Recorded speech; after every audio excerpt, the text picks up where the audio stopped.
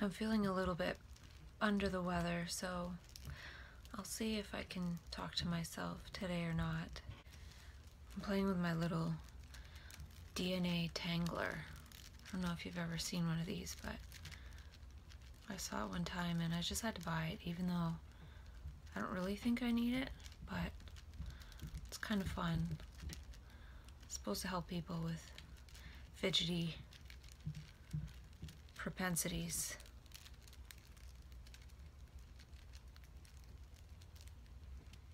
I developed my first anti-suicide kit for those who feel like they might lose control and do it, even though they actually don't want to. I feel like, in my case, I don't want to. And I came across a video of this girl on YouTube, and she said she woke up with all of her sleeping pills in her bubble pack popped out into a vial, and she doesn't remember doing that. So she's actually afraid of her own self killing her, and she wouldn't remember. Now I'm kind of afraid in that way too, but mine is usually more like I'll like pop out of bed and think I have to kill myself, and I'm actually kind of like running around like that. So this way I would grab my kit and then fasten myself to, say, my bedpost with my phone nearby, so I can keep myself safe until help comes. And so I have, it's just a zap strap and 4 seroquel. And I could take 2 seroquel, or I could decide to take 4, and 4 is not going to kill me, but it's really going to knock me out. And the zap strap is 16 inches, so it's not long enough to like hang myself with, because that's the thing, this little intervention can work for one or against one. So if I really wanted to die and I wanted to swallow an entire bunch of pills and then fasten myself so I couldn't call for help, then I would be dead for sure. But this is supposed to be designed for those of us who actually want to live.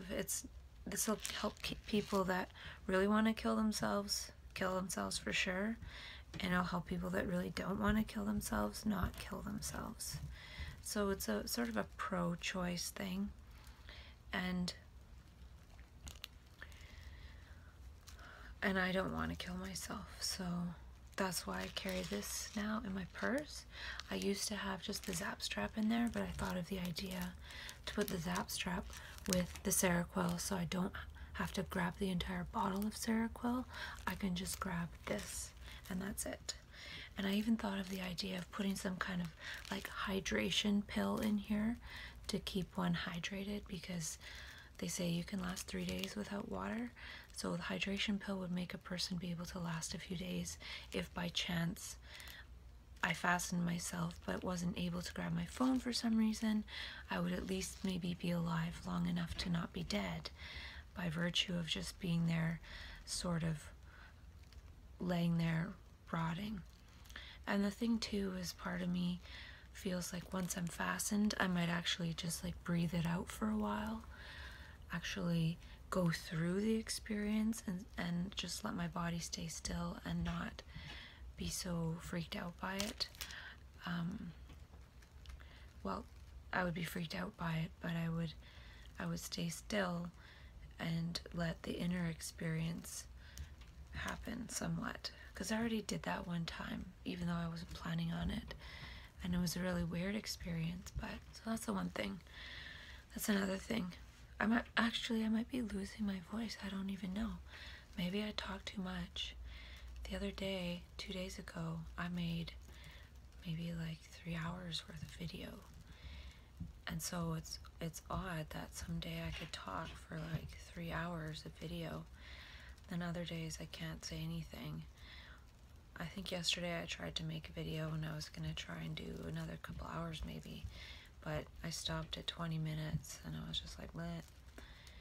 And yesterday I wrote the Mensa test just for fun, and I really don't think I passed, but it was kind of fun actually, just to sit there and be like da, da, da, da, da, da, and it would be kind of funny. I don't think my brain works that way anymore anyway, but it's just kind of funny. And yesterday too, I did a longer session of TRE, trauma and tension releasing exercises, and I bought the app, so I followed the videos and I did the exercises, and then I did the trauma releasing exercise, and it really did something. I don't know, today I went for a walk in the park and my whole body felt kind of different, like my hips felt looser, and I'm not sure, I was just sort of noticing. I was sort of just really paying attention and putting attention to my body and whether it did anything, and I think it did, and I think I will do it again, but I have this feeling that it shook up my body to the point of maybe making me a little bit under the weather. My gums are all swollen on the right side of my mouth, on the top, and I just feel a little bit lethargic, but I'm not going to miss work tomorrow or anything. I don't see why I would need to miss work. I'd just be a little bit under the weather. GT squeaky floor. Just the next place I move is going to be somewhere really, really quiet and peaceful.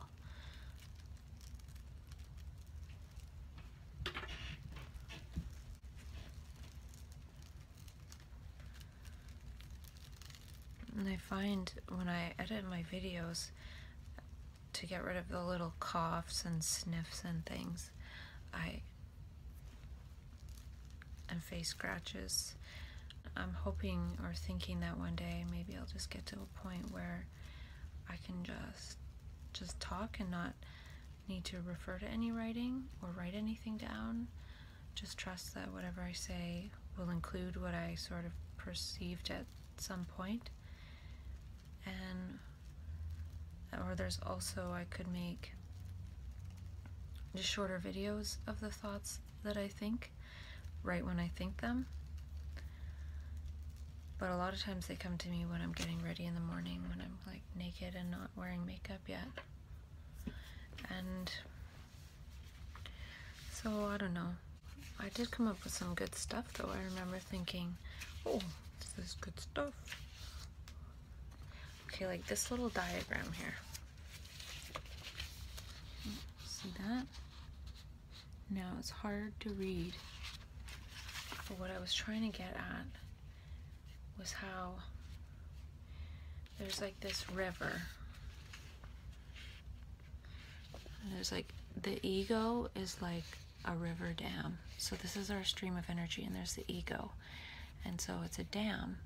And then so it's like only allowing a little bit of our stream of energy through, just like a dam sort of lets the water through in a certain way to generate the power. So it's not, the river isn't flowing, there's a big lake pooled up here. So the ego is like a dam. And then I think what I'm trying to get at here is that we can almost like do things to get around the dam. So these are maybe the spontaneous social behaviors and practicing one's manic traits, and embodying one's mania to sort of build little streams, like new streams to get around the dam. And these are the same as like new neural pathways. And then when the dam breaks, when mania comes, which is like the scrambling of the ego and how it dissolves, then there's somewhere for it to go, because we've created those new pathways here. Because otherwise, if we were just the ego, if we're just the regular flow, we're not ready for all that extra energy. And so there are new channels for that energy. And that was one of my little thoughts about it. So that energy and all that extra water seems like chaos. So if somebody came along and saw a river with a dam, and there's a big pool, and there's a dam, and there's just a little bit of water spilling through, and they'd never seen a natural river, they would think that the dam was part of the river system. Now that's the equivalent of the ego, and we think that it's always there. And now when it breaks, if somebody thought rivers always had dams, they would think that that was like chaos and totally catastrophic. But really the dam is the unnatural thing, and it will break given certain conditions. And then the mental health system is the equivalent of a dam just broke open and collapsed, and now we're trying to rebuild the dam, which was the problem in the first place. It's an unnatural structure. Oh, and then I drew this other picture that psychiatry is like building a new dam, but like downstream, like putting medication in. And medication to me is kind of like a chemical ego. So we're conditioned to have this psychological ego, and we believe in its structure, and we think it has relevance to ourselves, and we buy into it, and then we go about society using this ego structure. And then when that breaks apart through the energy of mania and manic consciousness, or whatever other means, it seems sort of chaotic, and then the professional system comes in and imposes a chemical ego. It's sort of like a pseudo ego. It's like a person, whatever little bits of one's ego are there, it sort of maybe acts like glue. It's like taking the dam pieces, all these big chunks of concrete, and like trying to glue them back together with some kind of medication, and that's supposed to keep the ego somewhat intact, when really the ego is the problem in the first place. And a person goes kind of through chaos because the dam breaks and there's all this energy coming through, but it eventually settles. Like if a dam breaks in a river, the initial pool of water is totally chaotic and catastrophic, but once it equalizes again, it's just the normal flowing river, and it goes back to how it was naturally. And so in my mind, people need to be supported to weather that storm of their ego dam breaking, and because they will rebalance. It's like slingshotting into a higher energy realm and then slingshotting back into a lower energy realm, and it eventually evens out over time. But that process is never allowed to complete naturally. Very rarely is it allowed to resolve itself naturally. It's always seen as some kind of disease, but really the ego is the disease in my mind. And I'm not the first person to say that. And I wrote, we need more neural pathways of that way of being animated, which is the way the universe is trying to animate us, which is the same way we were animated as children, but of course in a different way. That would have been the natural trajectory of us learning towards adulthood. If our brains would have never stopped learning because of these false ego, inner thought, image, compass structures that keep us reflecting on the past or thinking about the future, which doesn't have any relevance to the present moment. If we're not in the present moment, then we can't actually respond adequately to the present moment. If we can't respond adequately to the present moment, we're going to be thinking and reflecting on, did I do this right or that right? Because we're not actually in the moment. So we're supposed to flow like rivers, and our egos are dams. We need to embody world centricity, because this is the way that this extra energy is trying to animate us. It's trying to get us to cooperate and collaborate with each other, and to not cooperate with the current structure of society, because it's destroying us. It's trying to get us to cooperate with this energy that is us. This energy is us. It's the energy of life itself. The ego is energy dissipating, and it's false. It's an illusion. And so we're separate from the life energy of our very being. And I was talking about in another video about how this life energy that we are as human beings, our inner subjectivity, is more the realm of goodness, truth, beauty, and all these dimensions that we have of being human, and the human embodiment that are actually fundamental to human beings, and maybe other members of the animal kingdom have it too, but that would be their own unique animal experience of it apart from us. And so those are the ones we're born with, but then we actually replace that inner rich dimension that we would experience if we were just here perceiving in the moment. We'd either perceive goodness, truth, or beauty, and we would experience ourselves as that. Just like we experience awe when we experience awe. And that's replaced with the ego compass, which is psychological time. And Krishnamurti talks a lot about psychological time, and I'm really feeling like I'm seeing what he's saying with how our minds, our psyche goes back to past memories or future possibilities, and all the while that it's doing that, it's playing this inner chess match. It's playing this inner game with itself of trying to gratify itself, which is just an image. It's not actually what's happening. And so by doing that, we're not actually present in the moment. We're lost in psychological time. And that by creating these, by having these different memories and continually recalling them, we're creating this me that is recalling this memory. And this sort of me complex is this image that we have of ourselves inside. And it's not actually ourselves, it's not our life energy. It's just an image, and it's recalling different memories and going around in time. And by doing that and being this sort of solid thing that it thinks it is, it's creating space, inner space, because it's moving about in inner space from past, present, future, and in that way it's creating inner time, psychological time. And when the ego me complex is doing that, it's not actually in present time. So the outer dimensions are space and time,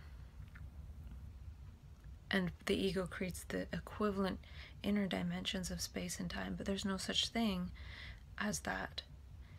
And if it was just emptiness, that would leave emptiness to have the subjectivity arise as beauty, truth, goodness, happiness, joy, all these other states of being, love.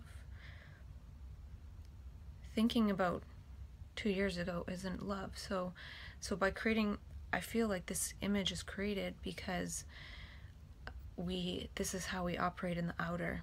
Our brains need to plan and do all these sorts of things in order to move about in space and time in outer life. So we create the inner equivalent, but really it's like a dress rehearsal going on that we never actually get to the act. And it's like this chess game. We're playing chess inside while we're trying to walk about in daily life.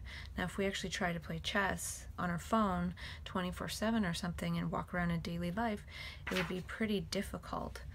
So we're doing that inwardly, and it's not actually congruent with what's going on. And then we wonder why time passes us by, is because we're spending all our time in psychological time. And those inner dimensions, which I was talking about, I haven't really thought too much about that, but those are sort of what it means to be human, and that maybe goes with the learning aspect as well, and creativity, and perhaps since we can't learn because we have this inner ego, me, psychological time and space thing going on, it's blocking learning because we're always sort of planning and presupposing and projecting. So we're not actually looking and perceiving and learning. And so we're not learning. And since we're not learning,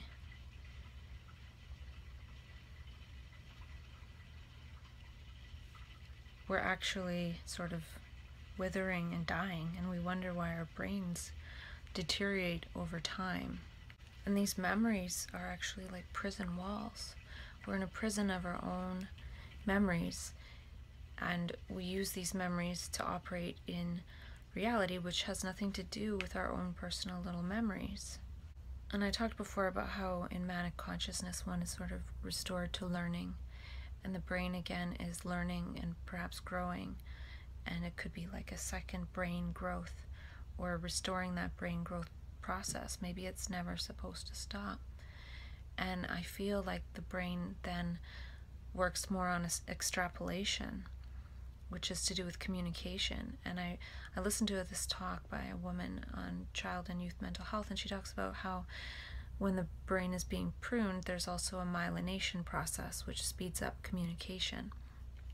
So I'm wondering if this also has something to do with extra brain myelination all of a sudden for some reason. And with that extra communication, possibility can be extrapolated in the brain.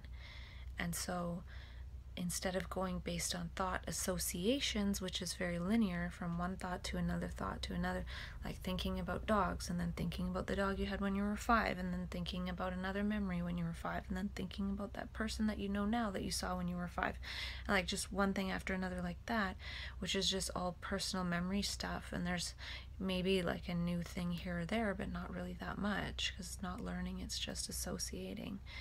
And that's how we think we learn, because when people are talking, we're always associating to what we already know. And then we make like one new connection after listening to something for an hour, and we think we learned something. But that's just creating a little association, whereas the other learning process is based on extrapolation. And to me, that is to do with perhaps the whole quantum computation thing. The brain is likely a quantum computer. I actually wrote down one time that I think the brain is a spaceship. It creates space and time as we see it and as we know it. It allows us to move through space and time. It creates the rest of us, which is like the spaceship. So we're kind of like spaceships, and the brain is like the driver of the spaceship. And then the heart is kind of like the sonar of the spaceship. So extrapolation is seeing possibilities, and then from seeing possibilities there can be associations in the brain made to how to maybe make that possible. And I think that's something too, is that when we're in that learning state, we see we can create things. And in school we're trained to be functions, not creators of things. We're molded into a certain line of being a cog in the machine of society, and we don't actually realize that we can create. And for some reason the creativity thing is reserved for art class, which is being cut out of a lot of schools. So there's little room for creativity, and it's all functional cog in the machine things, and we wonder why people are supposedly developing these mental illnesses. It's that we're being suppressed